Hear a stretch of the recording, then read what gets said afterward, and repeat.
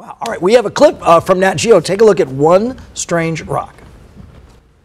I really wish that everyone could see the world the way that I've had a chance to see it. First you look at it and really are wondering what it even is that you're seeing.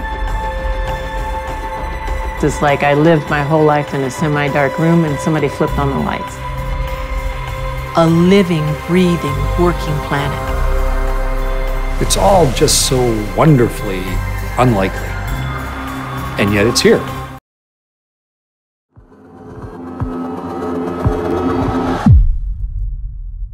I am going to tell you about the most incredible place. And you know what? You're walking on it.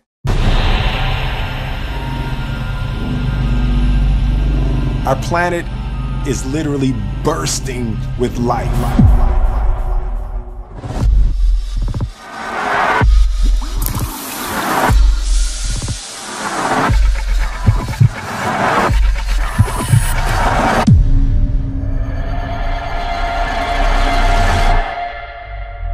When you come back, all right, when you've come back down to earth and you've had this experience, you've been through this thing, this transformative ride, and you've seen the world for what it is, and then nobody else has, and you observe the rest of the world, and there is so much, maybe it's something as silly as flat earthers or whatever kind of ignorance that is pervasive out there that you see, and you go, guys, none of this matters. How do you handle what I imagine to be a very frustrating struggle internally? I've seen this. If only I could communicate to them that none of this matters. They don't need to fight over these things. What is that like? What is that frustration like? I think it's actually the opposite. If you have had a magnificent meal, like a wonderful piece of black forest cake that is as rich and wonderful as food can be, that doesn't somehow mean that all the rest of the food that exists isn't worth eating, or that somehow you're disappointed by the rest of life. You've just been privy to a richness that improves who you are, understands how things can be. And in fact, you come back from space with a much more realistic and I think eternally optimistic view of the world. But also, when you're on the space station long enough to go partway around the solar system, you can watch the whole world swap ends of seasons. And I was on it for almost 6 months, so I watched winter and summer swap in the world, and it was like watching the world take one breath, watching it rejuvenate itself yet again, and it puts things in its proper perspective. So if someone wants to stand up and yell something that they don't understand at the top of their lungs, it just makes it really easy to ignore them because they're saying something nonsensical and they're not making the effort to try and understand.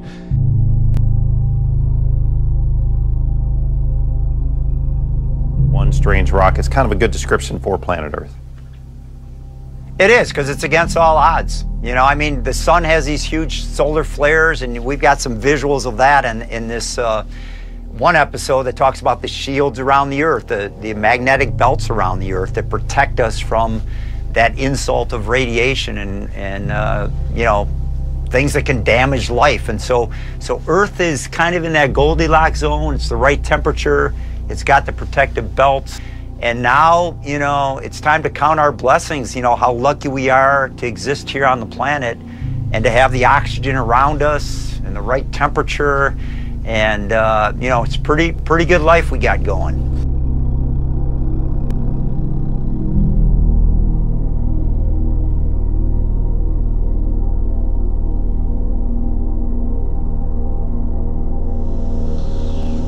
So we have to take control over evolution to even begin to think about getting somewhere else. And why would we want to do that? Because you have to look at the single most important picture ever taken. There is no picture humans have ever taken that's as important as this picture. So this is the ultimate selfie, right? This is Voyager. At 6 billion kilometers away, it turns around and it focuses on us. And that little white dot right there, that's all of us. Every single person that lives and has ever lived lives in that little white dot. I'm in awe of the complexity, the web of life, and the web of, you know, creating oxygen and doing everything that the planet does effortlessly. Because I spent time in an ecosystem that I had to make the oxygen, I had to make the carbon dioxide and scrub it out and maintain the temperature. So I am in awe of what the planet can do, and this series will make everybody be in awe of planet Earth. Yeah, from your viewpoint, it gives you a perspective that not many of us have on realizing how astounding Earth is. I don't think it matters if you're there for, you know, a year or you're there for a day. I mean, what, an hour, a minute, when you look out that window, just the overwhelmingly impressive beauty of it is something you can't be prepared for. And I love what Jane said about the head and the heart, because to me, that's what I felt when I was looking through the window, when I was experiencing Earth from space. It's like, yeah, I'm seeing it with my eyes. And I think through One Strange Rock, everyone has the opportunity to be reintroduced to our planet in a way that is just spectacular for sure. It presents the science, but it connects you in that way with your heart too. And you will walk away. I live on a planet and I'm an Earthling. And the decisions you make and the choices become different when you're thinking about that on a more regular basis. It is one incredible planet. You sense that when you're out in space. My other 7 astronaut colleagues reflect the same thing. You know how lucky we are, all the things that had to come together to make life exist as we know it here on this, you know, One Strange Rock now. A recent find by astronomers using telescopes atop Mauna Kea has redefined the foundation upon which galaxies are built. All right, a unique galaxy is making the case for the existence of dark matter, even though it barely has any. Now, astrophysicists don't know what dark matter is made of, but they do know there's a lot of it in the universe, and the consensus is that dark matter outnumbers ordinary matter in a galaxy by more than 5 to 1. But in a new report in the scientific journal Nature, some astrophysicists say they have found a galaxy that has 400 times less dark matter than expected. Astronomers using Gemini and Keck Observatory data encountered a galaxy that has almost no dark matter. That's a big deal because astronomers thought that the two go hand in hand. The idea was that galaxies started their lives as blobs of dark matter, then gas falls into the dark matter halos, the gas turns into stars, they slowly build up, and then you end up with a galaxy like the Milky Way. But this new find goes against what they thought all along. So it's the biggest mystery, and we spend a lot of our telescope time, and many of our scientists use the telescope, are trying to measure the distribution of dark matter and what its characteristics are. Because this is a new, surprising result, it's a new clue into the nature of dark matter. So tell me this, how could the discovery of a galaxy that's lacking dark matter help prove that dark matter actually exists? Well, it's kind of a funny thing. And it goes like this. Alternative theories about dark matter try to explain those effects by suggesting that dark matter is just an illusion that's caused by our lack of knowledge about how gravity works on very large scales. Now, if that's the case, it goes like this. Since all galaxies deal with gravity on very large scales, then all galaxies ought to show a dark matter signature. Here's a galaxy that does not show a dark matter signature, and because of that, that suggests that the non-dark matter models are incorrect, thus, sort of like coming at it backwards, proving that dark matter actually does exist. Looks like Fox Mulder was right after all. The truth is out there. There are so many other things that, you need to concentrate on that knock on a door would be kind of interesting, but the other stuff going, why not? Well, I'm going to stick my neck out, but how many people think I saw a UFO when I was up there? And I did. I mean, I saw things in the true sense of the word, unidentified flying objects. Don't take me out of context with that first quote. I had no aliens knocking, but, I saw stuff where I'd call my crewmates over, Stoetta, what the heck is that? And we'd look, and sometimes it was metallic, and it was, looked like a spoon, if you will, off in the distance. And the problem in space, good luck figuring out if it's a really small object close by something that floated out of the airlock like a spoon? Or is it something 100,000 miles away that's the size of a big spacecraft? And it's very hard to distinguish that. Usually it was, you know, something you could kind of explain, probably an ice chunk off the external tank or something like that. But you'd see things, as you're saying, Nicole, that, you know, you go, wow, that's cool. I don't know what that was exactly, but it's not a satellite because it's, you know, doing something different. And it's pretty cool to see something like that. And you definitely, just like when you see something and discover something, it's like, hey, everyone, come on, I don't care what you're doing. Get over here and take a look. What do you think that thing is? It's pretty wild. Well, that's one of the things that's always fascinated me, is that as vast and as immense as it is and impossible to comprehend what's out there. But what was funny is, as I was watching this, and you go through all of like the miracles and happy accidents and like, all right, well, maybe, I don't know, as big as it is, what are the odds all of these things would happen exactly this way someplace else? I honestly don't know. Yeah, it's a series of miracles. Series of miracles that occurred to get us to where we are now. Yeah. And that's the story that's told here, which is really amazing. And then, you know, the evolution of mankind, you know, this stuff is, it's hard to comprehend. It's kind of like standing on the edge of the Grand Canyon where you kind of feel uncomfortable being there, but it's a nice feeling. And, you know, I like that feeling of awe that I have for our planet. And as you're thinking about life code, what you should be thinking of is every creature on Earth until last year was made of 4 base pairs of DNA. So every mosquito, every plant, every orange, every sheep, every human being was made of these 4 base pairs. As of last year, you can swap out 2 of these base pairs, and you can make creatures with XY instead of AT. And what that means is you suddenly create a parallel evolutionary track which potentially can make viruses or plants or animals that mate with nothing on Earth, that evolve on a completely parallel structure. And as you're thinking of those structures, what it basically means is the argument is that life turns out to be code. And so in the same way as you code with ABCs, in the same way as you code with 1s and 0s, you code with life. And if you code with life, then you write sentences with life. And as you've been seeing in the CRISPR talks, or in the evolution talks, or in the biochemistry talks, or in the biotech talks, in essence what that means is you can rewrite sentences of life. And if you can rewrite sentences of life, then you can build great big coding centers. And that's completely changed biology, right? Because if you think of biology and how it was practiced, 30 years ago.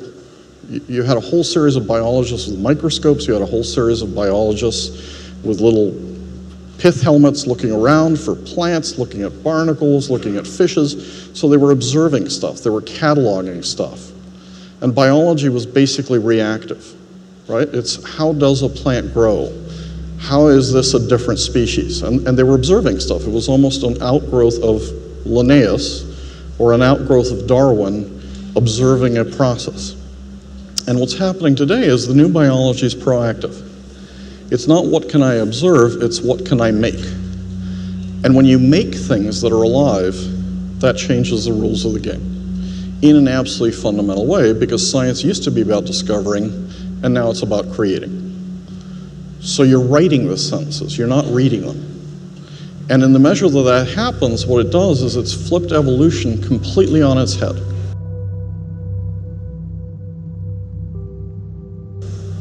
And you can use instruments like CRISPR to begin to edit. And it begins to give you control over what bodies look like. Because what you're doing is you're editing, altering, inserting, and deleting. And maybe you're not just going to do that with body parts.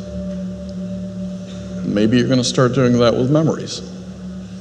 Because it's not just the human genome we're decoding, we're also beginning to decode the brain. And we're the only species that thinks of how it's programmed, right? No other butterfly sits there and thinks, why am I programmed to migrate from here to here? There's no sheep that's sitting there saying, why am I programmed to like eating grass? But we really do think about, why are we programmed this way? Why do we feel this way? We go to the psychotherapist to get reprogrammed, right? When you can fire neurons, you control memory pathways. So you can begin to insert memories. You can begin to alter memories. You can begin to delete memories. You can incentivize smells. You can incentivize movement. You're taking some pretty fundamental aspects of humanity, and there might be one or two ethical, moral implications to all this, which we might want to think about. Some people say, this is unnatural, this is dangerous, this is X, this is Y. We certainly have to consider the ethical, moral, legal implications of work that fundamentally alters life code. Why would anybody want to do this?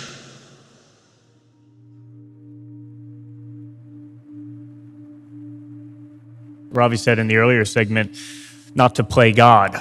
And that's really what I wanted to do, wanted to play God. Nietzsche said, if there were gods, how could I bear not to be a god? And that's a line that resonated with the person that I was. Kierkegaard said, if I ask you for a glass of water, even if you bring me a better drink, I'll be indignant just because you didn't give me what I wanted. And that's what I really want. Those are quotations that characterize where I was. And the justification that I had erected to be able to play God was rationalism. I had assumed that faith was blind. I had assumed that reason and faith were contradictory. One of my professors at graduate school, John Warwick Montgomery, used to say, whenever you get onto a train of thought, make sure to check your ticket to see where it's going to get you off. And these isms have got tickets that have not been checked. The logical outworking of these is systemic contradiction. And when an idea is contradictory, it cannot possibly be true when two statements are mutually exclusive, unconditioned. So we look at humanism, scientism, and look at the strengths of them. What were the nobler sides of those? They're not ill-willed to start with. But if it is taken, let me put it this way. When you move through the isms going back across centuries, from rationalism to empiricism to existentialism and to postmodernism, all of these, the mistake that was made is that in grabbing the finger of one way of interpreting reality, they thought they were grabbing the fist of reality. These were single ways of testing truth. You're writing about scientism as one of the isms listed here, 7 or 8 that you have. Acquaint us with scientism as it is a god of this world. The regularity of the universe. The fact that the universe does proceed in patterns, in ways that are regular and scientifically explainable. There's no explanation for that if you take God out of the picture. Why would a random universe produce the sort of regularity that we could look at scientifically? However, you have an explanation of that if you have a God who desired relationship with people, who desired to create people into a stable environment where they could find meaning. Einstein said the most incomprehensible thing about the universe is its comprehensibility. Sure. Well, scientism is, the idea that as science continues to explain things, we no longer have any need for God as an explanation. And last weekend, I was actually on a debate show, a BBC debate show called The Big Questions. And underlying the whole discussion on that show was this assumption that science disproves God. And if you could have seen me, I was just bouncing up and down on the edge of my seat, trying to get the moderator's attention to let me in to say something, because I think that is such a grave misconception. This is what I would have said if they had come to me. When you think about science and God, arguably the two most significant scientific discoveries in all of cosmology in the last 100 years point strongly to God. One, that the universe has a beginning. And if it has a beginning, then there had to be something that got it started, that gave it that beginning. Not only do I think that science doesn't disprove God, but I actually think that only God proves science. And the Christian is the only one who can put all of these together in rationalism and existentialism and empiricism. The Christian is not against these testing of truth claims. He or she is just making the case that if you want a coherent worldview, then the metaphysical side has to be examined too.